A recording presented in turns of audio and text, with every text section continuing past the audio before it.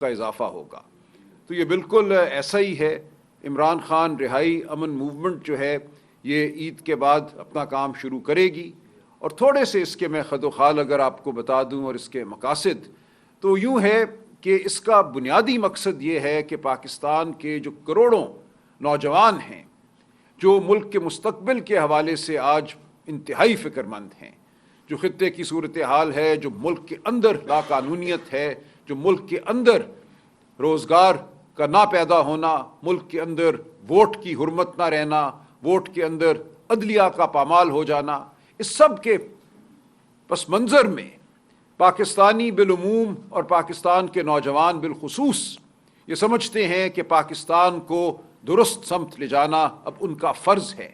پاکستان ایک بھیانک دور سے گزر رہا ہے، ایک تاریک کھائی ہے جس میں ہم گر چکے ہیں۔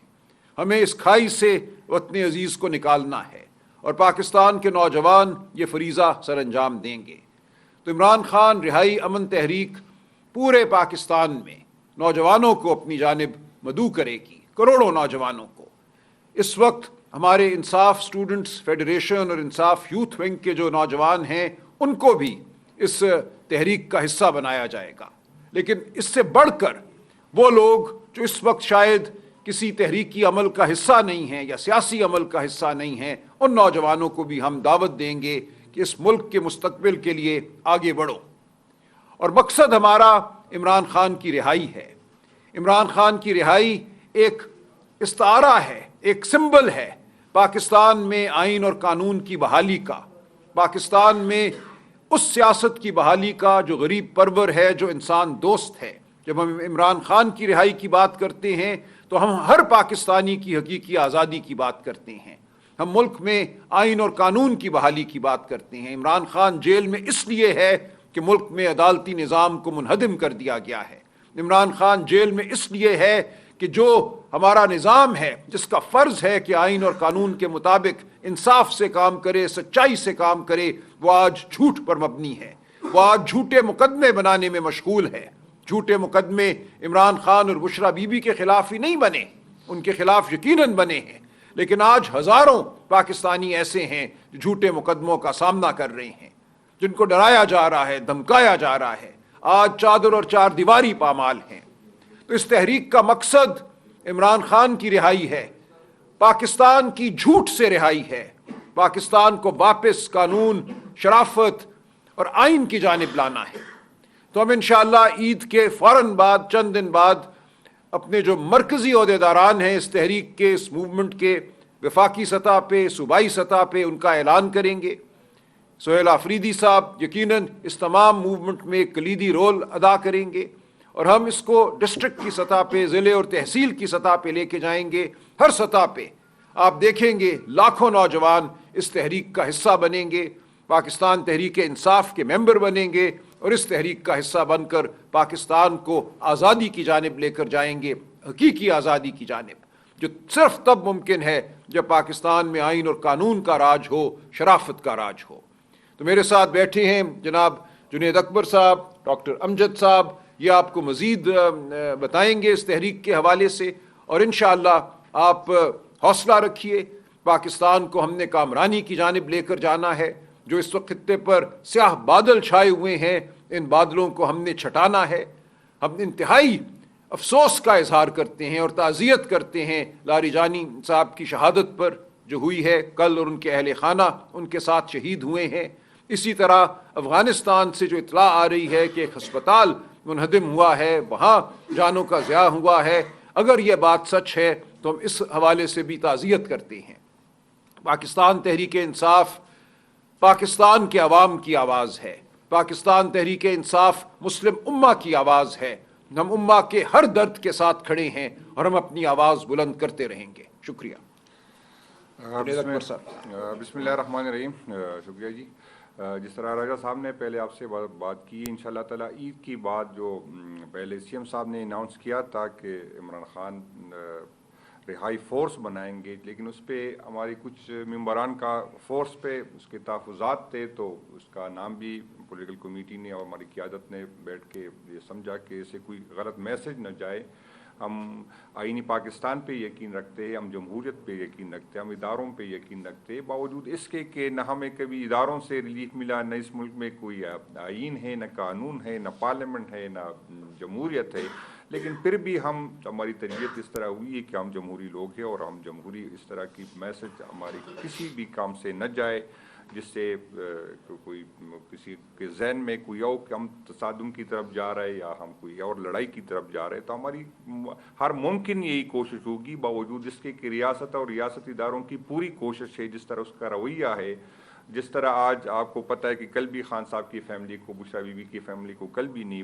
ملایا, جس طرح ریاست ایک طرف آپ دیکھیں کہ ایران کے حالات, ایک طرف افغانستان کے حالات, ساری ریجن میں جس طرح کے حالات ہیں جہاں پر بات کیتی ہے کہ وہ بیٹھتے ہیں, اتفاق کرتے ہیں, ایک دوسرے سے تعاون کرتے ہیں, لیکن حکومت کا رویہ, اداروں کا رویہ آپ دیکھ رہے ہیں کہ اسی حالات میں بھی ہماری قیادت کو جو ہے نااہل کیا جا رہا ہے, مزید سزائیں دے رہے ہیں, اور اس طرح لگ رہا ہے کہ ادارے حکومت وقت چاہتی ہی نہیں کہ اتفاق ہو, اتحاد ہو, لوگ اکٹھے ہو. باقی اس فورس کی ضرورت اس لیے پڑ گئی کہ آپ نے دیکھا کہ ہمارے مختلف ونگز ہیں, جو ہر ونگز با اختیار ہے, مدر پارٹی کو دیکھو, ایس ایف کو, یوتھ کو, جتنی بھی ہماری ہے اس کے اپنی صوبائی صدور ہوتے ہیں, ریجن صدور ہوتے ہیں, تو اس میں پھر کوارڈینیشن کا ایشو آتا ہے. ابھی پچھلے دنوں جب مدر پارٹی نے یہاں ڈی چوک کے سامنے احتجاج کیا تو یوتھ کے لڑکوں نے جو ہے وہاں پر روڈ بند کیے, اور وہ با اختیار ہے اپنے فیصلوں میں. ہم یہ نہیں کہ اس کے تھے, ہم بالکل اس کے فیصلوں کو اس کے ساتھ کھڑے ہیں اور سپورٹ کرتے ہیں, لیکن ہم چاہتے ہیں کہ ایک ایسا جھنڈے کے نیچے, تحریک انصاف کے جھنڈے کے نیچے تو ہم ہیں, لیکن سب قیادت کو, مختلف ونگز کو اکٹھے لے کے آئے کہ تاکہ تحریک میں جو ہے جان آ جائے, تحریک کامیاب ہو. اور خان صاحب کی ضرورت پہلے سے بہت زیادہ ہے, صرف پاکستان تحریک انصاف کو نہیں, اس ملک کو ضرورت ہے. جس طرح کے حالات ہے, وہ ایک بین الاقوامی لیڈر ہے اور اس کی سہ ہے, لوگ اس کو سنتے ہیں, اس کی بات مانی جاتی ہے, اور ہم نے کافی کوشش کی کہ ہم اس طرف نہ جائے, لیکن بدقسمتی یہ ہے کہ ریاست چاہتی ہے کہ تصادم ہو, ریاست چاہتی ہے کہ دوریاں بڑھے, ریاست چاہتی ہے کہ ایسے حالات بنے, ہمیں دیوال سے لگا رہے, مختلف ہمیں اتنا تنگ کیا جا رہا ہے. مجھے تو یہ لگ رہا ہے کہ ریاست اور ریاستی اداری چاہتے ہیں کہ ہم کو ریکٹ کریں, ہم کوئی ایسا کام کریں, اور مجھے نہیں پتا کہ اس کا ایجنڈا کیا ہے, وہ کیوں اس طرح کی چیزیں کر رہے ہیں جس سے ملک تقسیم ہو رہا ہے, جس سے ملک کمزور ہو رہا ہے. جس ٹائم ہمیں اتفاق اتحاد کی ضرورت ہے, ریاست اور ریاستی ادارے ہمیں اس طرف لے کے جا رہے ہیں تاکہ ہم وہ اتفاق و اتحاد کا جو مظاہرہ کرنا چاہتے ہیں. ہم نے ہمیشہ حکومت سے تعاون کیا, جب انڈیا کی بات تھی, جب بھی بات ہوتی ہم اداروں کے ساتھ کھڑے ہوتے, ہم ملک کے ساتھ کھڑے ہوتے, لیکن اس کے جواب میں ہمارے ساتھ کیا ہو رہا ہے, ہمیں نااہل کیا جا رہا ہے, ہمیں سیاسی سپیس نہیں دیا جا رہا ہے, باوجود اس کے کہ ہمارا مینڈیٹ چوری ہوا, باوجود اس کے کہ ہم پہ وہ نااہل, وہ لوگ کرپٹ لوگ ہم پہ مسلط کیے گئے. ان اداروں نے, ان سب کو پتہ ہے, وہ کسی سے چھپی وہ نہیں ہے, اور اس سے اپنی اس کی کریڈیبلٹی ختم ہو گئی. آج اگر وہ بات کرتے تو کوئی سنتا نہیں, کوئی عمل نہیں کرتا, کوئی یقین نہیں کرتا, کیونکہ ماضی میں کتنا جھوٹ بول چکے, وہ اس کا کردار آپ سب کو پتہ ہے. تو اس کی بھی پوزیشن کافی خراب ہو گئی ہے, اور اس ملک کو اس ٹائم عمران خان صاحب کی میں دوبارہ کہہ رہا ہوں کہ بہت پہلے سے زیادہ ضرورت ہے لوگوں کو, کیونکہ اس کی سہ ہے, لوگ اس کو سنتے ہیں, اس کی بات مانتے ہیں, اس کی ہاں میں ہاں ملاتے. تو اس عمران خان صاحب کی ضرورت اس ملک کو ان حالات میں, ہم چاہتے ہیں کہ اس کے لیے جتنا وہ جیل میں رہے گا ملک کا زیادہ نقصان ہوگا.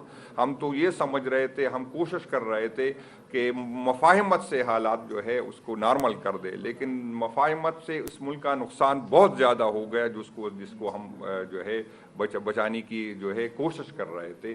اب ہمارے پاس کوئی آپشن رہا ہی نہیں, کیونکہ حکومت تو بات کرتی ہے, مفاہمت کی بات کرتی ہے, ڈائلاگ کی بات کرتی ہے, لیکن خان سے ملاقات نہیں کرنے دیتی, اور بہانہ یہ بنایا جاتا ہے کہ پھر وہاں ٹویٹ آتی ہے. تو بشرا بی بی کی فیملی سے کہاں ٹویٹ آتی ہے, اور اس کو چھوڑے, میں نے کل بھی یہ بات کی, ہم اسپیکر اسد قیصر صاحب اور 4 MNAs, جس میں ڈاکٹر امجد صاحب بھی میرے ساتھ بیٹھے ہیں, ہم 3 دن ہم نے لاہور میں گزارے. ہم شاہ محمود صاحب سے ملنا چاہتے تھے, ہم ہماری باریک قیادت سے ملنا چاہتے, ہمیں وہاں بھی نہیں ملنے دیا.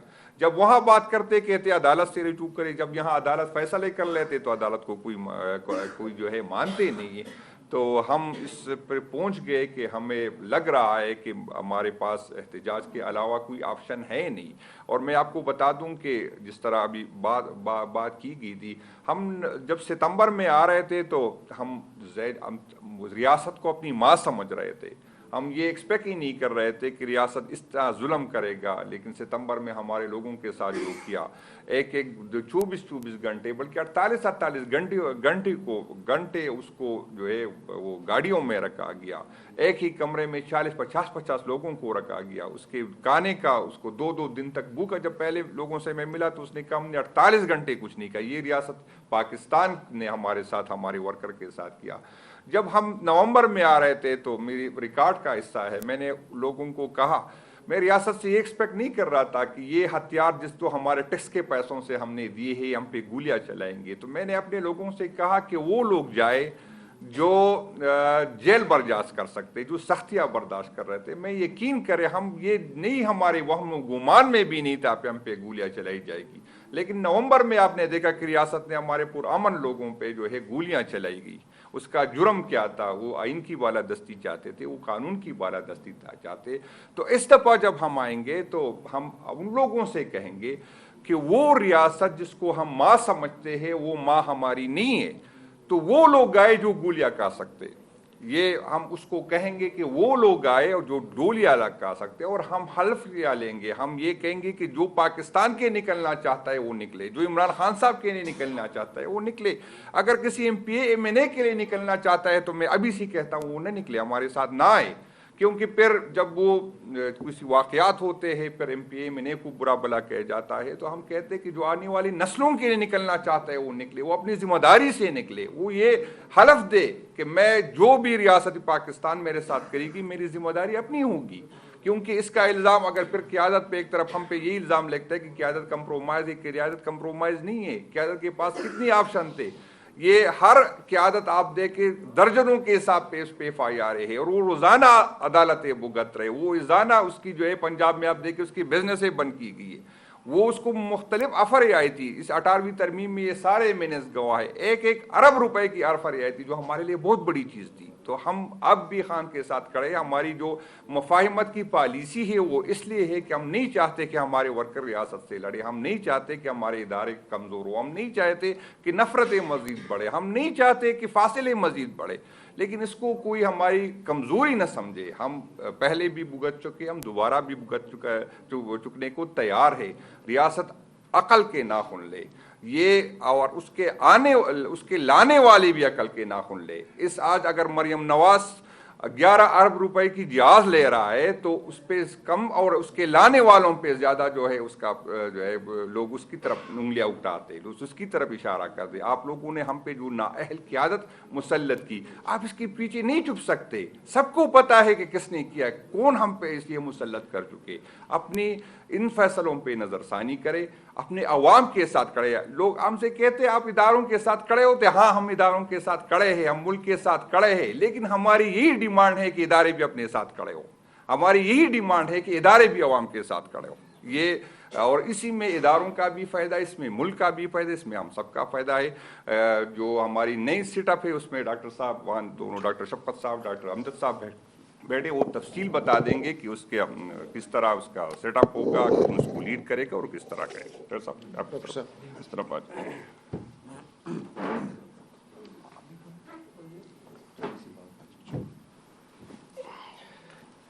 بسم اللہ الرحمن الرحیم.